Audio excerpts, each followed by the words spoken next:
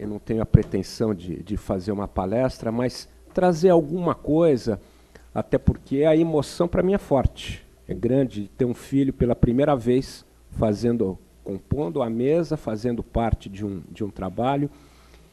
Eu que tive a honra e o privilégio de fazer um debate com meu pai, pouco antes dele falecer. Então é uma emoção muito grande. Eu comecei a ouvir e falar, o tema eu escolhi prerrogativas, porque eu comecei a ouvir falar de prerrogativas desde menino, desde 9, 10 anos, na época da ditadura militar. Eu comecei a ouvir meu pai em casa a falar sobre prerrogativas dos advogados, direito dos advogados. Eu, com 12, 13 anos, passei a acompanhar meu pai nas viagens que ele fazia no interior, levando a palavra da Ordem dos Advogados. E já na época de estagiário, ainda na época, no auge da ditadura militar, já começava a acompanhar em algumas delegacias. Então eu sempre vivi, sempre respirei a questão das prerrogativas. E acho que a gente, para entender, para a gente projetar um futuro melhor, é preciso entender alguma coisa do passado. E, infelizmente, nós temos hoje autoridades que desconhecem o nosso passado, que violam as prerrogativas dos advogados. Autoridades do governo federal, que na época da ditadura militar, e isso é público e notório, a própria presidenta Dilma esteve presa no doicote e foi acompanhada por advogado. Deveria ela ser a primeira a lutar pela criminalização da violação das prerrogativas dos advogados. A mesma posição em relação ao ex-presidente Lula, aonde no governo do presidente Lula nós nunca tivemos na OAB tanta invasão, tanta violação das prerrogativas como no governo do presidente Lula. Nunca se invadiu escritório de advocacia como se invadiu no governo do presidente Lula, onde nós tínhamos um ministro da Justiça, que foi um ex-presidente da OAB, tanto aqui da seccional de São Paulo, como do Conselho Federal. Mas eu digo isso, para a gente bater um pouquinho, um papo, eu levar um pouquinho, para não ser um negócio, não cansá-los. Quando digo que a gente precisa entender o passado e projetar o futuro, é exatamente isso aqui. OAB versus ditadura militar. O que a nossa entidade, o que nós sofremos, o que nós lutamos, como foi difícil conquistar a nossa liberdade, como foi difícil conquistar as nossas prerrogativas. E, infelizmente, hoje, muitos magistrados, muitos promotores, delegados, desconhecem os nossos direitos, os direitos do advogado, que não é um direito só do advogado, é um direito da cidadania. Eu acho interessante essa indignação com a violação, a interceptação de dados telemáticos do governo federal. E nós temos um caso, eu vou passar para o finalzinho e depois eu retorno. Eu recentemente, como no exercício da presidência da Comissão de Prerrogativas, isso no mês de julho, eu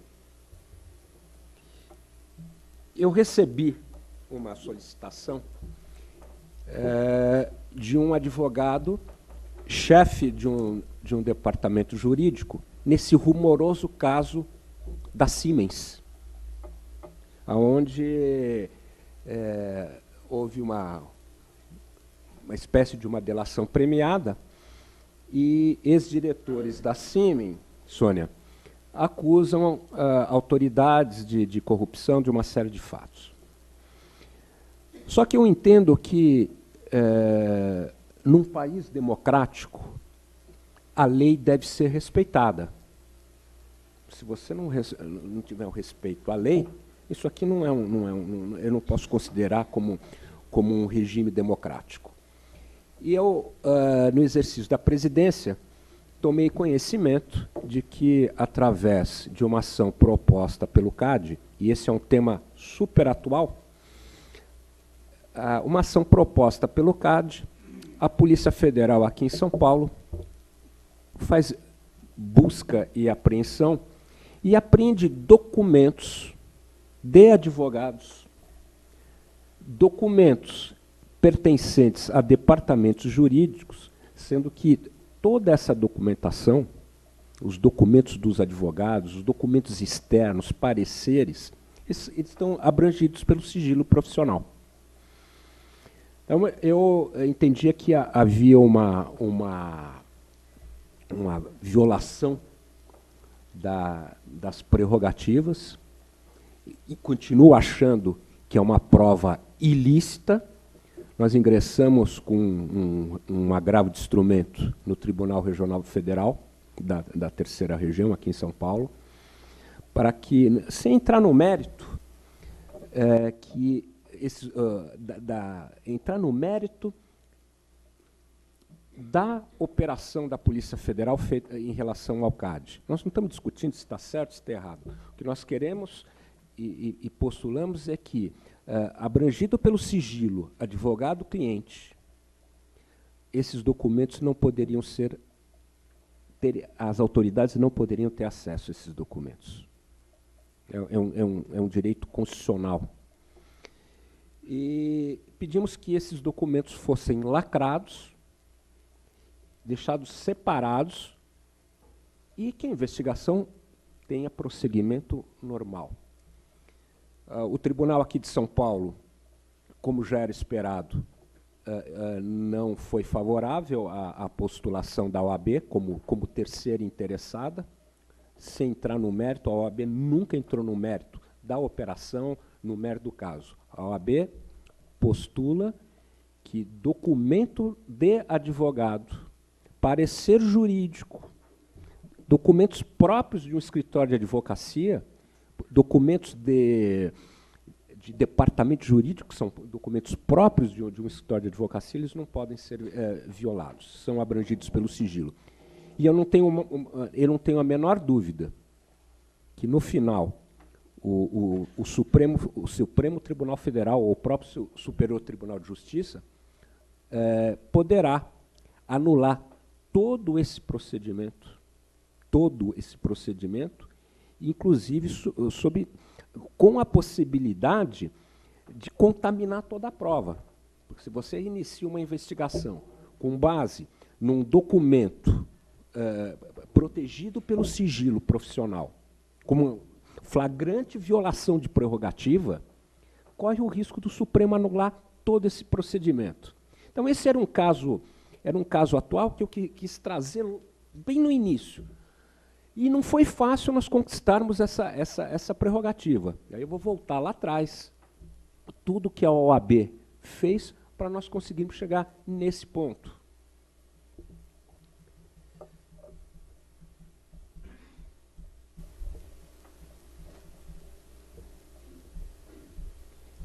Nós tínhamos a Lei 4.215, de 63, que depois nós tivemos a lei atual. E já em 1972, isso mencionado que a ordem, na verdade, não cuidava apenas dos profissionais indevidamente submetidos aos rigores de um processo-crime, mas, sobretudo, sobre a intangibilidade das prerrogativas. Sempre a preocupação, desde 1972, foi garantir aos advogados a plenitude das suas prerrogativas profissionais.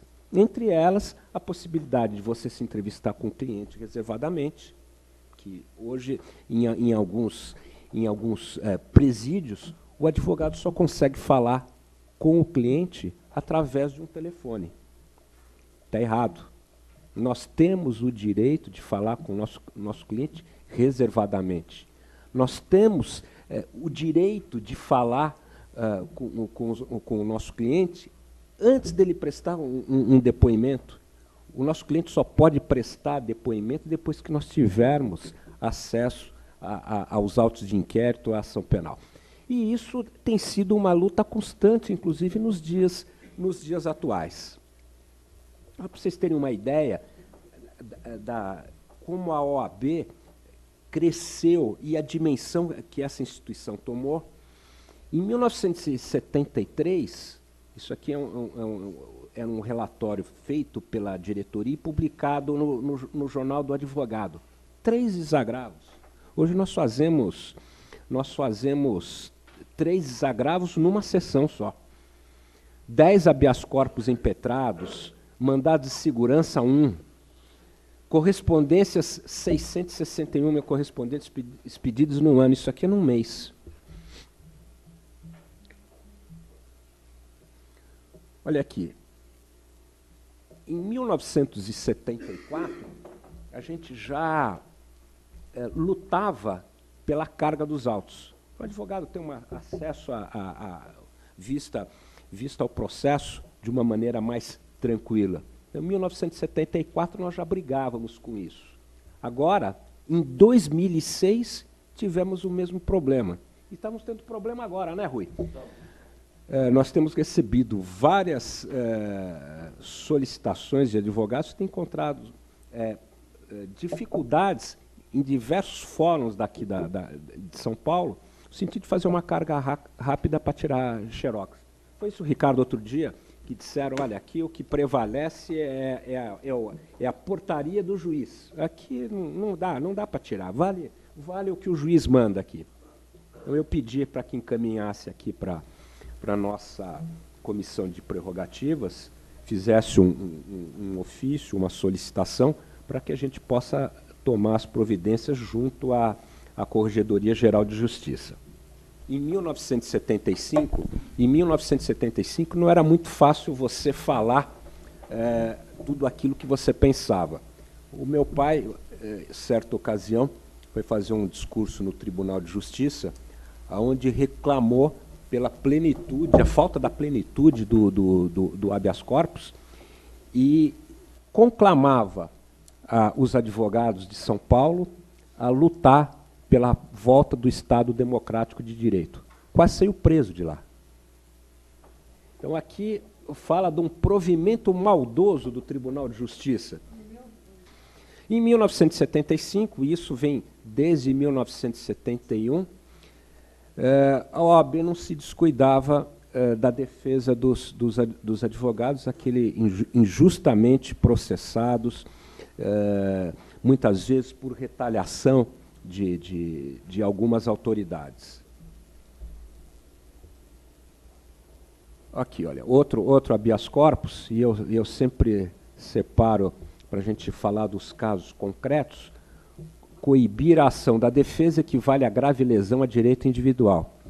E é exatamente isso, é um direito do advogado, é um direito do cidadão. Você violar uma prerrogativa de um advogado, não é só em referência àquele advogado. Se você está violando, você está atingindo a própria cidadania. Maus tempos estes, Rui, em que o desrespeito à lei e ao próximo se torna regra. Isso em 1977, mas acho que hoje continua a mesma coisa, não? Advogado, isso aqui em 2009, sua assinatura pode virar lei. Criminalização das nossas prerrogativas profissionais. Eu acho.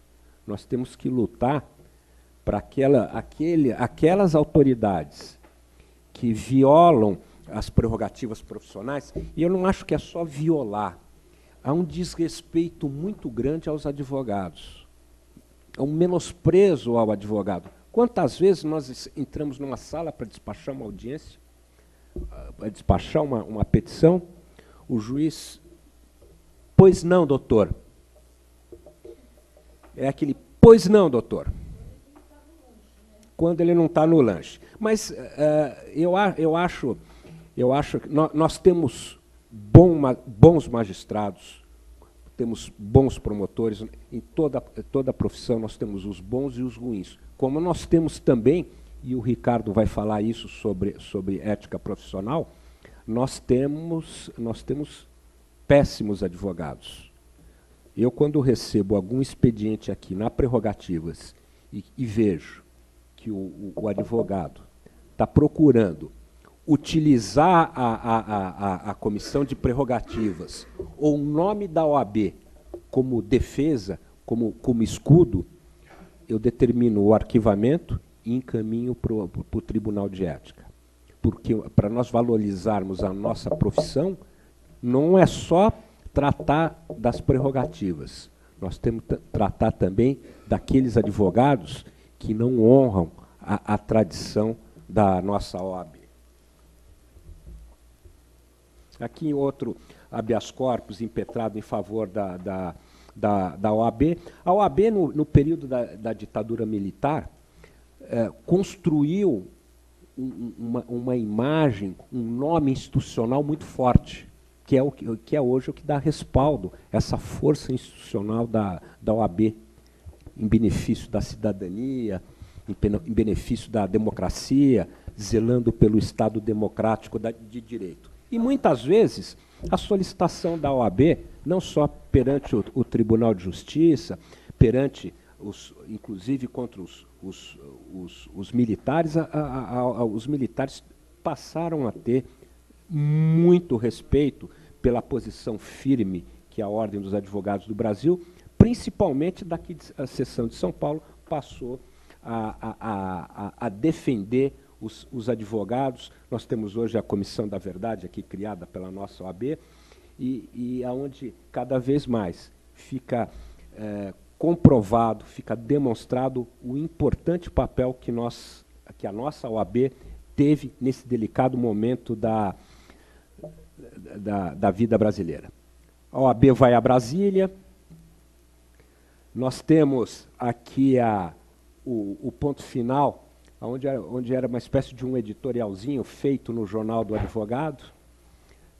Nós tivemos um conselheiro da OAB, o Dr. Paulo Sérgio Leite Fernandes, também foi um grande batalhador nas prerrogativas, naquele difícil momento da vida brasileira. E começamos a falar sobre desagravo contra o abuso de poder pela autoridade. Por isso que é importante também, nós temos um projeto de lei, além da criminalização da violação das prerrogativas, porque não é sempre, Rui, que nós temos a violação das prerrogativas. Nós temos onde o advogado é ofendido, onde o advogado é ridicularizado. Então, tem um projeto do deputado Jundiaí, projeto de lei que está em tramitação no Congresso. Nós tínhamos um parecer favorável do deputado Ricardo Trípoli, advogado, nosso colega da PUC de São Paulo, favorável a esse projeto de lei. Aquele que ofender o advogado no exercício da profissão é uma pena pequena, mas já é um começo. E aquele que ofendeu o advogado no exercício da profissão, sendo funcionário público, tem a agravante. Liberdade é difícil de ser conquistada, mas fácil de perder-se. Isso aqui em 1977, Rui. E acho que hoje essa manchetezinha do Jornal do Advogado, eu acho que ela se aplica. Unidos contra o arbítrio. A nossa OAB aqui. Esse arbítrio aqui, nós estamos falando da violação das prerrogativas e a invasão dos escritórios de advocacia. Pedido da OAB, em 2008, abre sindicância contra desembargador que não recebe advogado. Isso aqui é o fim da linha, né? Eu acho que o advogado tem que ter respeito, nós temos que ocupar uma posição de destaque, inclusive pela própria Constituição. Tem que receber advogado, não é favor nenhum. Não só receber, como tratar bem os advogados. Prerrogativas na Berlinda. Aqui, eu também trouxe um caso onde teve uma enorme repercussão. Um delegado federal que agarrou pelo pescoço um advogado. Normalmente, os nossos desagravos, a comissão de prerrogativa, é feito um processo com o contraditório nas prerrogativas, são ouvidas testemunhas, a autoridade tem a oportunidade de se manifestar, mas, em alguns casos, a lei faculta a concessão de desagravo de ofício. E eu entendo que, em alguns casos, é dispensável totalmente qualquer tipo de procedimento diante da gravidade. Nesse caso, aonde eu levei a questão para análise do conselho da OAB, não era o conselho de prerrogativas, mas era o conselho da OAB, eu entendia que o caso era de extrema gravidade. Nós tínhamos, a comissão de prerrogativas tinha impetrado um habeas corpus no plantão judicial, num sábado, porque arbitrariamente o delegado de Polícia Federal queria constranger o advogado a fornecer, Sônia, o endereço do cliente. Era uma forma, o advogado está sob sigilo profissional. Olha, doutor, se o senhor não fornecer, o senhor vai ser indiciado em inquérito. Pois não. O advogado veio aqui à comissão de prerrogativas, foi designado um membro da comissão de prerrogativas, impetrou o habeas corpus e conseguiu eliminar. Segunda-feira vai um membro da prerrogativas, uma função pública, porque o exercício, naquele momento, ele estava desempenhando uma função pública, apresenta para o delegado de polícia a liminar. O delegado arranca a liminar do advogado, membro da comissão de prerrogativas, um documento pertencente ao OAB, não era pertencente ao advogado. O advogado, que tinha ido representar a OAB, liga para a OAB e pede o auxílio de outros 2 advogados. Vão 2 advogados à Polícia Federal e um desses advogados, também todos membros daqui da Comissão de Prerrogativas, o delegado perde a paciência e pega o advogado pelo pescoço. Eu achei que não era caso de instaurar um processo de desagravo, mas eu achei que era caso de desagravo de ofício pelo Conselho Seccional da OAB, que é o órgão máximo da nossa advocacia aqui de São Paulo. E por unanimidade, foi concedido o desagravo, teve uma grande repercussão, o próprio sindicato dos policiais federais deu destaque, encaminhamos para o ministro da Justiça, a representação à Procuradoria-Geral da República, mas tudo isso é para demonstrar que é a força da OAB. Nós não transigimos com violação de prerrogativas. Eu acho que precisa ter o diálogo, eu acho que nós precisamos ter, nas faculdades de Direito, uma matéria específica sobre prerrogativas, fazer cursos nas faculdades, levar as prerrogativas, mostrar o que a OAB passou, como foi difícil nós conquistarmos todas as nossas prerrogativas, para que essa nova juventude, esses novos bacharéis, possam conviver e possam respeitar e conhecer as nossas prerrogativas policiais. Eu não quero... Eu procurei trazer alguma coisa assim do dia a dia para vocês, um pouco da minha experiência, não tornar... Isso aqui não é uma palestra, é um bate-papo onde eu procuro trazer um pouco da minha vivência, um pouco da minha emoção. Sabe, Sônia, eu nesse livro, OAB versus ditadura militar, eu tive a oportunidade de colocar um pouco para fora aquilo que eu tive reprimido, aquela emoção, por aproximadamente 30 anos. O preço que a família pagou por ter tido um pai que lutou na ditadura militar, esse preço foi muito grande, mas muito grande.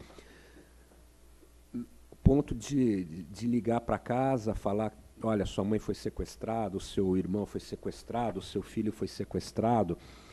E naquela época, nós não tínhamos a facilidade das comunicações que nós temos hoje. Então, e o Rui sabe disso, eu vim aqui para a OAB 30 anos depois de formado, pelas mãos do Durso, até com uma missão de procurar trazer para os jovens um pouco do passado. Uma missão que, graças a Deus, eu tenho conseguido, mercê da ajuda das nossas voluntárias, que a Sônia faz parte, dos nossos voluntários, em a gente poder também, tirando essa questão das prerrogativas profissionais, mas eu acho que, Sônia, é uma prerrogativa da vida, é esse trabalho de cidadania humanitário que nós desenvolvemos em benefício do próximo, é uma prerrogativa de procurar assegurar aqueles mais necessitados, aquela gente mais humilde, que tenham condições de ter um tratamento mais digno, um tratamento que deva ser dado para o dependente químico. Essa, hoje, é a grande luta, e acho que nós conseguimos levar isso, temos levado isso para várias seccionais, para várias subseções do nosso Estado, essa difícil luta que é você assegurar a prerrogativa da vida daqueles que têm necessidade, e aquela gente muito simples. Só para vocês terem uma ideia, no auge do Cratode, eu achei que nós precisávamos criar um e-mail para que a comissão recebesse as solicitações, os pedidos relacionados aos casos de dependência química. E foi uma surpresa, porque nós recebemos praticamente 15, 20 e-mails, porque trata-se de gente muito simples, que não tem dinheiro para comprar computador.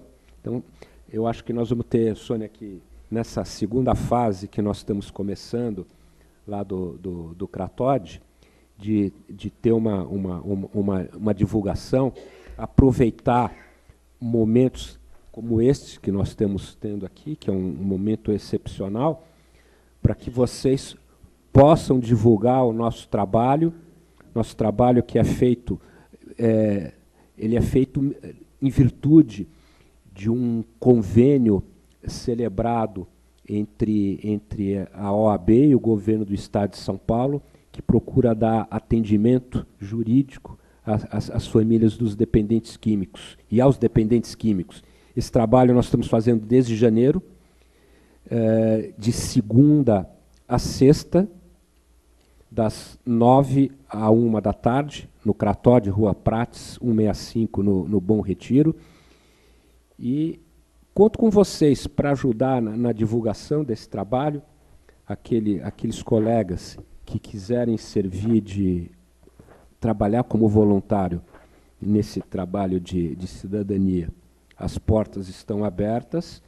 Aqueles que não puderem, divulguem o nosso trabalho, passando para as mães. Aqueles que tiverem alguma dúvida, ligar aqui na comissão da OAB, mandar um e-mail, que nós vamos atender. Era mais ou menos isso que eu tinha para falar, para não tomar muito tempo de vocês. Eu acho que foi muito mais um sentimento, aquilo que eu falei muito mais com o coração, Rui, muito mais com a emoção do que qualquer palestra. Procurei trazer realmente alguma coisinha para vocês, para não tornar cansativa essa minha fala.